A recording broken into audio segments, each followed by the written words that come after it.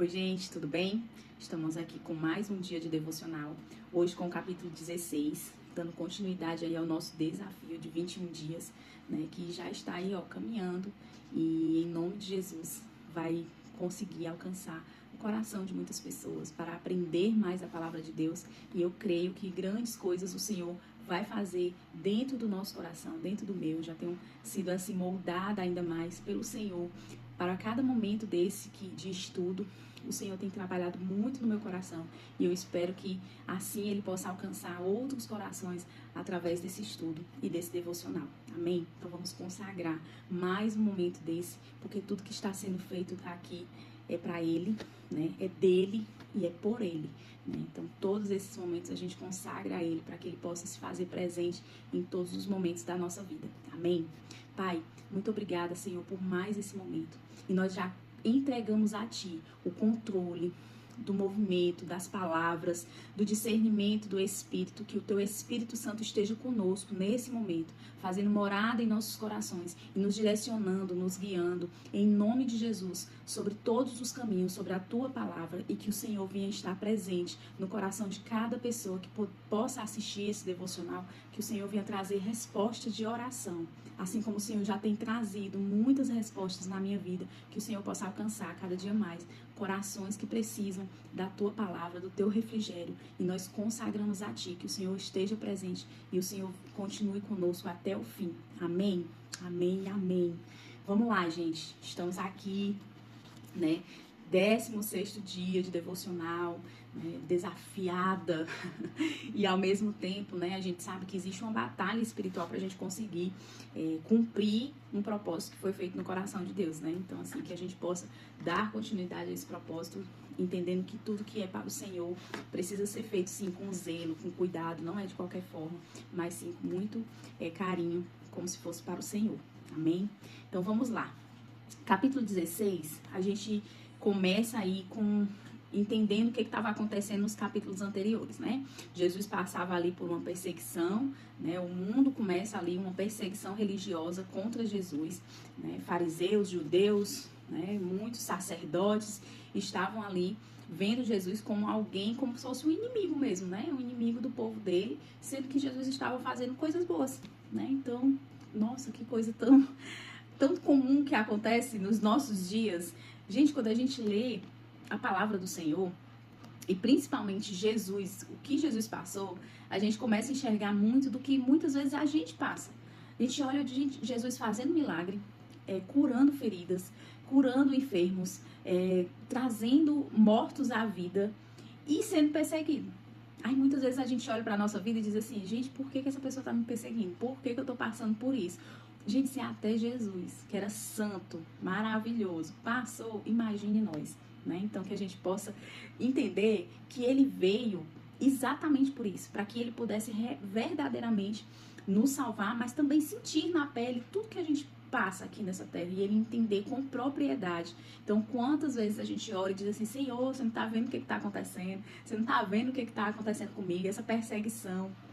E aí, às vezes, quando a gente sofre uma perseguição, né, humana, que a gente diz assim, a gente sabe que existe uma batalha espiritual, mas diante do humano, né, muitas vezes a palavra diz que a gente deve orar pelos nossos inimigos, né, que a gente deve orar pelos aqueles que nos perseguem.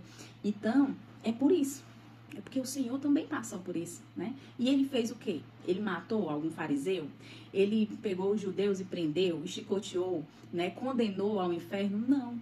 Ele amou essas pessoas, né? Então que a gente possa ser cada dia mais parecido um pouquinho assim, ó, com Jesus. Amém? Mas vamos lá. Esse finalzinho aí, ó, Jesus começa, né, passa por essa perseguição e por uma cegueira espiritual que é vida desse povo. Esse povo via, né, a igreja, de uma certa forma, tentando julgar Jesus, condenar ele por uma prática errônea da época, né, por não seguir os costumes, por não seguir as práticas, né, e estarem fazendo, mesmo estando fazendo coisa certa, né.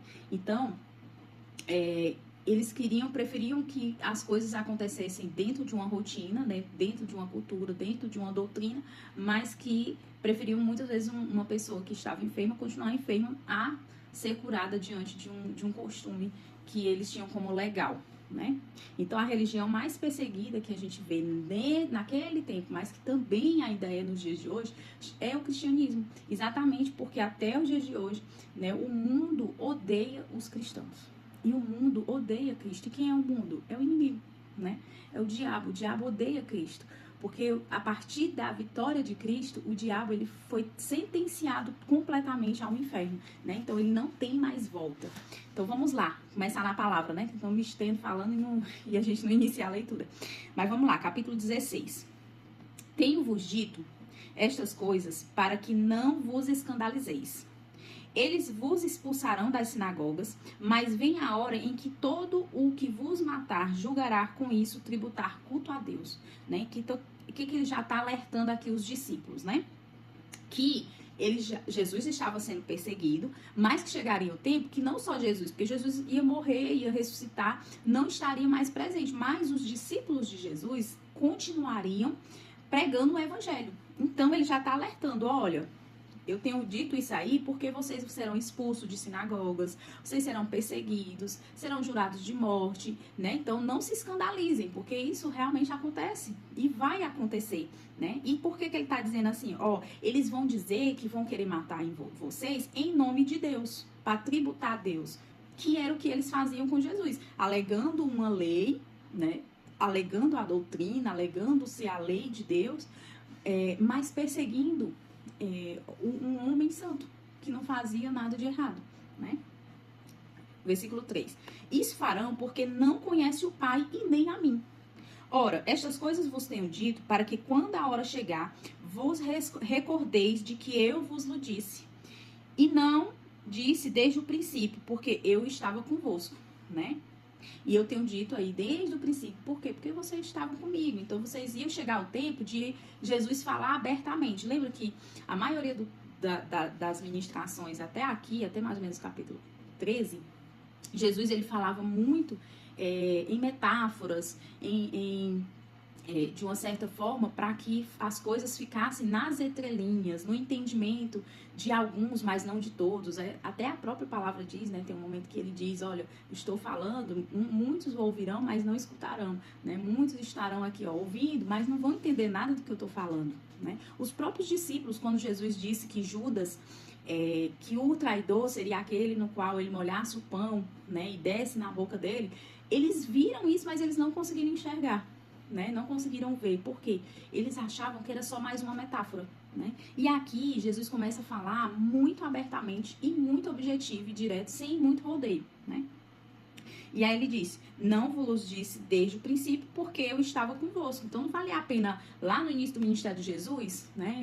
Vamos supor aí, o primeiro ano de ministério, ele já falar essas coisas. Por quê? Porque muitos poderiam desistir, ou porque não iam entender. Eles precisavam passar pelo tempo, o tempo de tratamento, e isso serve para nós. Por que certas coisas muitas vezes não acontecem na nossa vida? Ou o Senhor não esclarece as situações, porque ainda não é chegado o tempo. Vai chegar o tempo de nós sermos maduros para alcançar vitórias em certas áreas da nossa vida, ou para ter discernimento de certas coisas.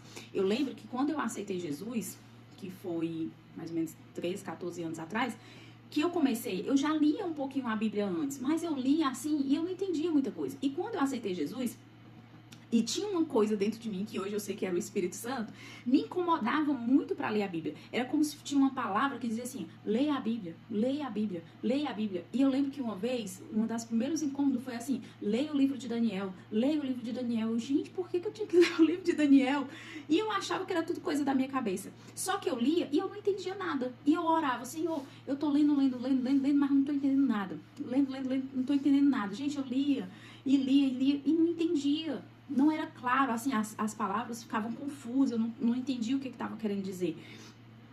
E com o tempo, eu não posso dizer assim, foi tal tempo, foi quanto tempo. Gente, o Espírito Santo começou a abrir os meus olhos, abrir os meus ouvidos, e aos poucos, assistindo ministração, pregação, participando das coisas, da obra da igreja, né? Então, assim, aos poucos, o Senhor foi trazendo discernimento para o meu espírito. Hoje eu sou uma conhecedora? Não, mas eu acho que a gente vai melhorando, a gente vai aprendendo, a gente vai se adaptando, e a gente vai conhecendo a voz de Deus, a linguagem de Deus. Então, assim, o que Deus quer falar quando diz tal coisa? O que Jesus, quando tem aqui na Bíblia, na palavra dele, o que ele quer dizer? Então, o verbo, o verbalizar, a conversa com o Senhor, ela fica mais íntima, né? Ela fica mais palpável, a gente consegue entender melhor a voz de Deus. Por isso que é tão importante a intimidade com o Senhor. E aí ele diz, ó, não valia a pena eu falar lá atrás, porque vocês ainda estavam o quê? Novinhos na fé, né? Ainda estavam ali, ó, tomando o leitinho de Jesus, né? E eles precisavam caminhar mais um pouco com o Senhor para aprender. Versículo 5. Mas agora eu vou para junto daquele que me enviou, e nenhum de vós me pergunta para onde vais? Pelo contrário, porque vos tenho dito estas coisas, a tristeza encheu o vosso coração. Mas eu vos digo a verdade, convém-vos que eu vá, porque se eu não for, o Consolador não virá para vós outros, se porém eu for, eu vos enviarei. Né? E aí ele está começa a falar aqui do Espírito Santo, que é conveniente que eu vá para que o Espírito Santo venha. E aquilo que muitas vezes os ensinos de Jesus, que não eram tão claros, que não eram tão, assim, discernidos, principalmente pelos discípulos aqui da época, passe a ser mais claro na vida deles, através do Espírito Santo, né? E aí, o que inicia aqui, a partir do versículo 5? Ele começa a falar como se fosse o ministério do Espírito Santo, né? Jesus começa a falar quem é o Espírito Santo. E aí ele começa essa primeira apresentação. Ele já falou do Espírito Santo antes, mas nesse capítulo, a primeira apresentação que ele dá é de quem? É de um Consolador, né? E aí ele fala aqui anteriormente, ó, nenhum de vós me pergunta para onde vais, né? Mas estão com o coração aflito. Lembra que no capítulo anterior, deixa eu ver se é no 14. Capítulo 14, Jesus está confortando, o capítulo inteiro confortando os discípulos, porque eles começam a ficar entristecidos com a ideia de que Jesus ia morrer. E aí ele fala que vem um Consolador, que vai consolar de dentro para fora, que vai suprir todas as necessidades, e aí entra a nossa também, de dentro para fora. E começa o ministério do Espírito Santo na vida desses discípulos, né? Que era um papel de que para, por exemplo, assim, no Evangelho de João, né, o Espírito Santo, ele é muito moldado e muito bem declarado o papel do Espírito Santo na nossa vida, né? E aí a gente vê os momentos que o Espírito Santo apareceu no livro de João. Aí eu até anotei aqui, ó, no momento do batismo, né, que anotei alguns. No momento do batismo de Jesus, que foi visto o Espírito Santo, né, descer em forma de pomba, o nascer das águas, da água e do Espírito, né, ele indica que nós precisamos nascer da água e do Espírito, né, através do batismo das águas e o batismo do Espírito Santo, né, que é uma forma de entrar, isso é a forma que a gente tem de entrar no reino de Deus, que o fluir, iria existir um fluir de águas vivas, que é uma ação do Espírito Santo em nós, né?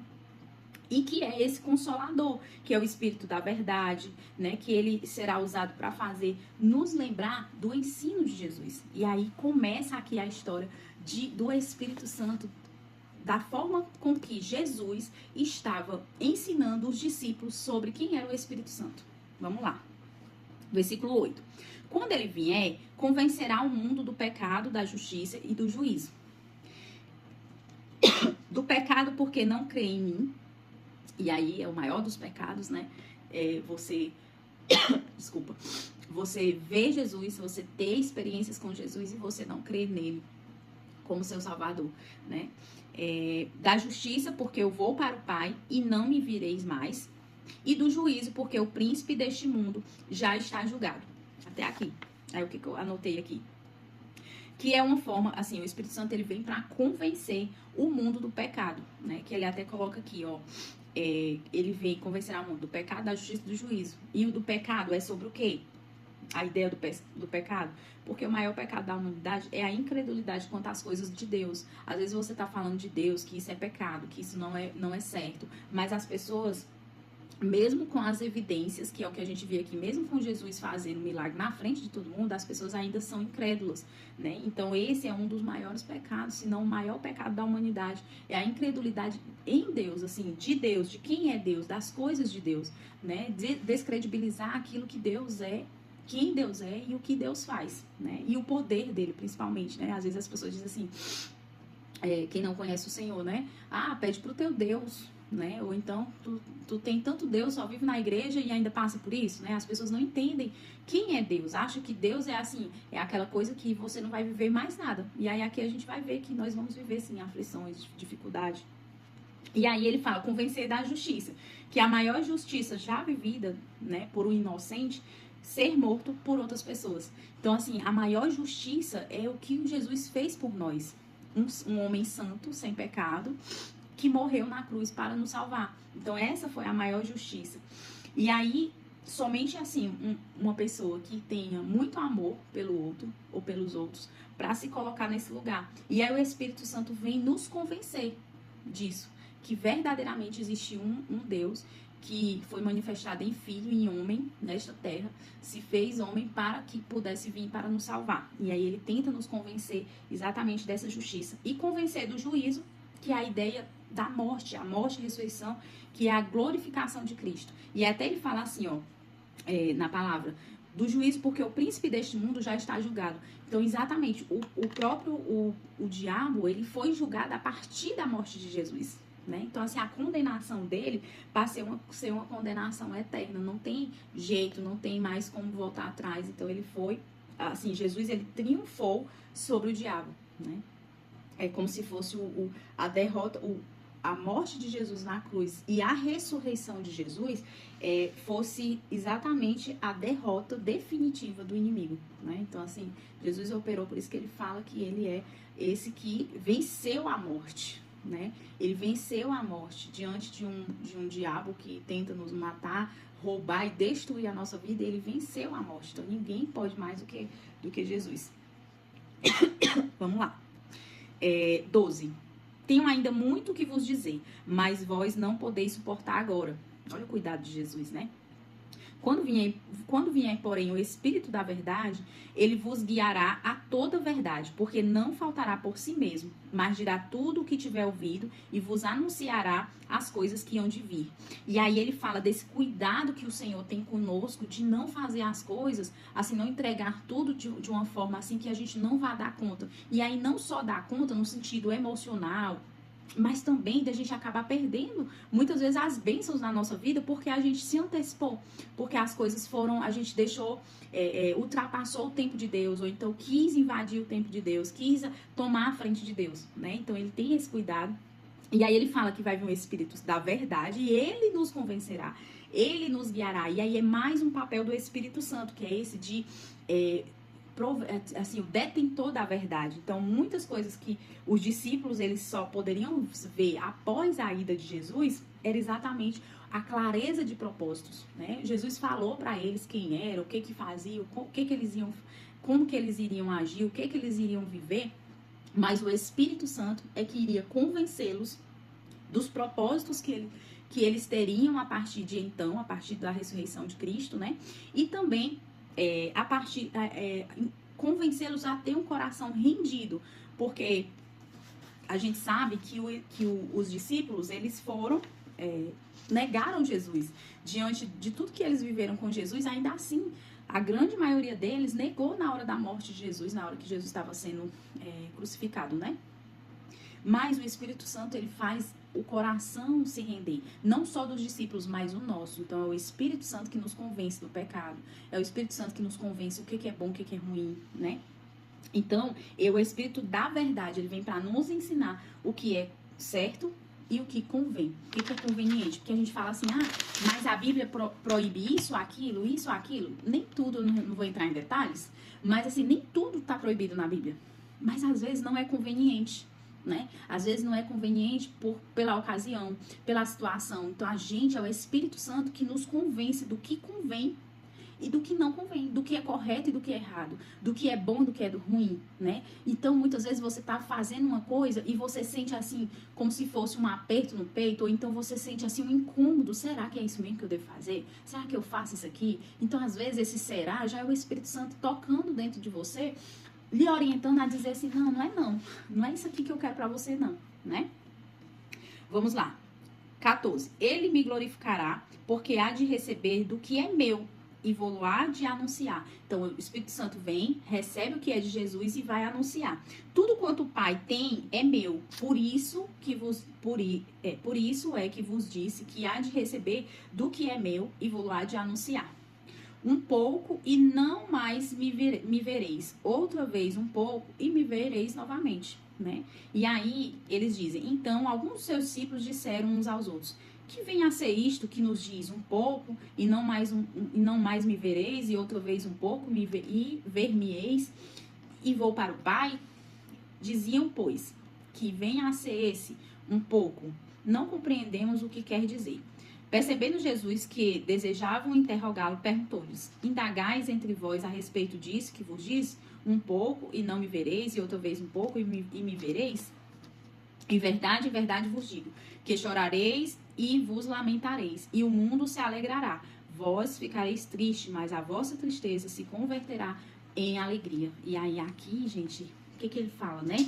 Jesus está dizendo para os discípulos, ó, eu tô indo, então daqui um pouquinho, vocês não vão me ver mais. Mas aí, logo em seguida, vocês vão me ver de novo. E aí, o que ele tá falando? Ele tá falando de quando ele for voltar? Jesus foi, né? E aí ele vai voltar de novo? Não, ele tá falando desse tempo entre a morte e a ressurreição, né? Esse tempo que tem ali, que aponta entre morte e ressurreição, até mesmo para mostrar como que eles iam ficar. E aí ele fala, ó, vocês vão ficar tristes, né? O coração de vocês vão ficar entristecido. Vocês vão chorar e vão lamentar. E o mundo vai se alegrar. Quem é o mundo? Lembra quando Jesus foi crucificado na cruz? Que os fariseus, né? Os judeus, né? Ficaram gritando de alegria por tudo que estava acontecendo, né? Gritando de alegria. Olha que bom, né? Que bom. E aí ele fala, ó, vocês ficarão tristes, chorarão, lamentarão, só que o mundo ficará alegre. Mas a vossa tristeza se converterá em alegria. E aí, gente, o que ele está falando aqui? Que com Cristo, tudo que a gente passa de dificuldade, de ruim, de apontamentos, né? Tudo, quando a gente coloca Cristo na frente da nossa vida, isso é transformado. Então, a dor é transformada em alegria, a tristeza em alegria, a dor em cura, né? Então, assim, aquilo que você passou, as suas dificuldades, é transformado muitas vezes em cura para outras pessoas, em você viver uma ferida muito grande e essa ferida, você, a partir da sua cicatrização, ela virá uma cura na vida de outras pessoas. Então, o Senhor, ele nos dá esse coração tão bondoso e não deixa nada que a nossa vida, que a gente passa na nossa vida, ser em vão, né? Tudo e aí ele tá dizendo, ó, não se preocupe que o que vocês vão chorar, depois vocês vão se alegrar, vai se converter em alegria, né? E aí o propósito do Espírito Santo é exatamente isso. O Espírito Santo vem não para se autoglorificar, não, ele vem para convencer a humanidade dos propósitos de Jesus. Ele vem para glorificar Jesus. Então ele não vem para fazer a sua manifestação de glória por ele mesmo, né? Não, ele vem para glorificar Jesus, assim como Jesus veio para glorificar o Pai, né? Então, assim, é um caminhar com um propósito certo do céu, que não é sobre um propósito quando o Espírito Santo chega na Terra, já é um propósito que vem do Pai, né? E aí, Jesus, ele aponta, né, sobre esse lugar e esses propósitos, como que a gente vai fazer. Vamos seguir aqui no versículo 21. E ele começa agora um exemplo. A mulher, quando está para dar à luz, ela tem tristeza, porque a sua hora é chegada. Mas depois de nascido o menino, já não se lembra da aflição, pelo prazer que tem de ter nascido ao mundo um homem. Assim também agora vos tem de tristeza, mas outra vez vos verei, o vosso coração se alegrará, e a vossa alegria ninguém poderá tirar. E é isso, gente, é aquela alegria que vem do Senhor, que ninguém tira. E ele fala aqui, ó, quando ele volta, quando Jesus ressuscita, ele vai, morre, mas passa ali 3 dias, ressuscita, e ele fala, ó, a vossa alegria ninguém poderá tirar. E ele dá esse exemplo dessa mulher, exatamente, que sofre as dores do parto, que tem muita dificuldade, mas que no momento que ela pega o filho no braço, ela esquece tudo que ela passou, né? Ela apaga da memória toda a dor, toda a dificuldade, a não ser que ela esteja realmente com um problema muito sério, assim, uma reação na saúde dela no momento do parto, mas ainda assim, a maioria das mães, elas querem ver a criança de imediato, elas têm a alegria de estar com o filho no colo. 23. Naquele dia, nada me perguntareis. Em verdade vos digo, se perdirdes alguma coisa ao Pai, ele vos concederá em meu nome. Até agora nada tendes pedidos em meu nome. Pedi e recebereis, para que a vossa alegria seja completa. E aí, aqui Jesus está nos ensinando os discípulos e nos ensinando a forma de orar, né? Como que nós devemos orar. E aí eu até anotei aqui que a gente precisa entender que a forma que Jesus ele aponta que a partir do momento da vinda do Espírito Santo, aqueles que têm o Senhor, né, que têm o Senhor como Salvador, eles passam por um processo de transformação na vida deles. Os discípulos iriam ser transformados, mas também nós somos transformados a partir da vinda do Espírito Santo para dentro de nós, né? E aí o primeiro ponto que ele pontua aqui, ó, Jesus ele fala, né, desse pouco, tão pouco, demonstrando aí esse tempo da ressurreição. E aí ele fala que essa morte de Cristo realmente não foi para a derrota, né? Então, assim, Jesus não foi derrotado. Pelo contrário, Jesus foi glorificado. A morte de Cristo realmente foi a glorificação. E a dor que é transformada em alegria é uma transformação, é um triunfo, né? Que é isso que o Espírito Santo faz em nós, que o Senhor faz em nós. A gente triunfa quando a gente aceita Jesus como Salvador, a gente triunfa diante da miséria que é viver sem Deus. Da miséria de viver sem ter uma vida eterna, sem buscar a vida eterna, né? A miséria desse mundo que não nos entrega nada. Então, a gente triunfa, né? O Senhor triunfa em nós a partir do momento que a gente aceita Jesus como Salvador também. E a recompensa dessa transformação é essa alegria tão imensa que ninguém pode tirar. Esse lugar que muitas vezes as pessoas dizem assim, gente, como que esse povo fica feliz em passar o dia servindo na igreja? Né? Então já me perguntaram, Karina, você passa o final de semana servindo na igreja? E que hora que você descansa? Ou então que hora que você vai passear, vai pra festa? Né? Então as pessoas acham que a gente só tem alegria se a gente estiver vivendo no mundo. E não é. O servir traz uma alegria imensa. O amar as pessoas como o Senhor nos determina traz uma alegria imensa. O cuidar de vidas traz uma alegria imensa. Então, é que a gente possa viver essa alegria que vem do Senhor e que ninguém pode tirar. Não vai ser a fala de ninguém, não vai ser a forma com que as pessoas nos olham, ou até a rejeição de pessoas por nós sermos cristãos. Então, nada disso vai roubar a nossa alegria, que é a possibilidade de um dia se encontrar com Jesus, né? Mas vamos lá. Versículo 25. Estas coisas vos tenho dito por meio de figuras. Vem a hora em que não vos falarei por meio de comparações, mas vos falarei claramente a respeito do Pai. Naquele dia pedireis em meu nome e vos digo que rogarei ao Pai por vós. Porque o próprio Pai vos ama, visto que me tendes amado e tendes crido que eu vim da parte de Deus. E aí ele tá falando, ó, se lá no início ele fala, se você pedir em meu nome, antes vocês não pedem, até hoje vocês nada pediram em meu nome, sempre vocês pediam para Jesus, né, os discípulos. E agora vocês vão poder pedir em meu nome, então fazer uma oração em meu nome, salvar, curar um enfermo em meu nome. Então Jesus também está nos ensinando a orar, que ele é a fonte realmente dessa oração. E que a gente possa, a oração ela é remetida ao Pai, em nome de Jesus e de acordo com a vontade dele, a vontade de Deus, né? A vontade do Pai. Então que a gente possa ter esse discernimento espiritual. Eu vim do Pai e entrei no mundo, todavia deixo o mundo e vou para o Pai, né? Ele veio, só cumpriu uma missão e está voltando. E disseram a seus discípulos, agora é que falas claramente e não empregas nenhuma figura. Agora vemos que sabes todas as coisas e não precisas de que alguém te pergunte. Por isso cremos que de fato vieste de Deus. E aqui, gente, ele faz esse apontamento, né? Como assim, né? Ele falou, pregou. Disse, ensinou, esses discípulos caminharam com ele. E aí eles estão dizendo, olha, agora que eu tô vendo que você não tá mais falando por metáforas, nem por parábolas, agora eu tô entendendo o que você tá falando. E agora sim eu sei que você verdadeiramente veio da parte de Deus. Como nós somos falhos, né? Então, como a nossa humanidade, ela é tão falha, mesmo vivendo ali todas as alegrias com Jesus, eles ainda falharam, né? Versículo 31. Respondeu-lhe Jesus, credes agora, né? Eis que vem a hora e já é chegada, em que sereis dispersos, cada um para a sua casa, e me deixareis só. Contudo, não estou só, porque o Pai está comigo.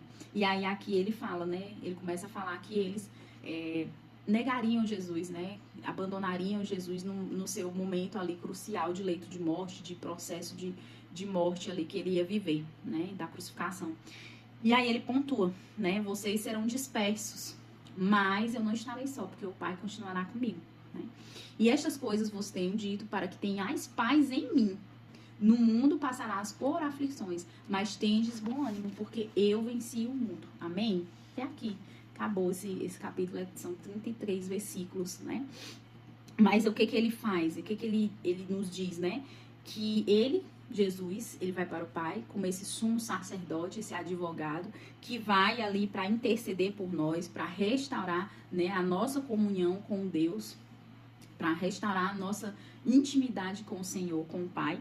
E aí que a gente enfrentaria, sim, muita dificuldade, mas no mundo que a gente tem aflição, no mundo a gente tem aflição, mas com Cristo a gente tem paz. Então, se você estiver aflito, se estiver passando por tribulação, se estiver passando por dificuldade, busque mais o Senhor. É falta de Deus.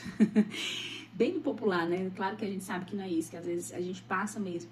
Mas busque mais, mais, clame em nome de Jesus, busque ao Pai em nome de Jesus, né? Entregue as suas aflições ao Senhor, porque com Cristo a gente tem paz, né? Então que a gente possa verdadeiramente agarrar nessa palavra e vivê-la imensamente na certeza que o Senhor é bom e que Ele quer, mesmo que a gente passe assim, por muitas aflições, Ele não vai nos abandonar, Ele não vai nos deixar sozinho e que Ele quer cada dia mais ter conosco muita coisa boa, né? Muitas obras, muitos milagres. Ele quer nos proporcionar coisas grandiosas, mas que às vezes elas estão também nas coisas simples, no amor que é dado, no carinho que é dado através de um pequeno gesto e que faz toda a diferença na nossa vida e na vida de outras pessoas. Amém?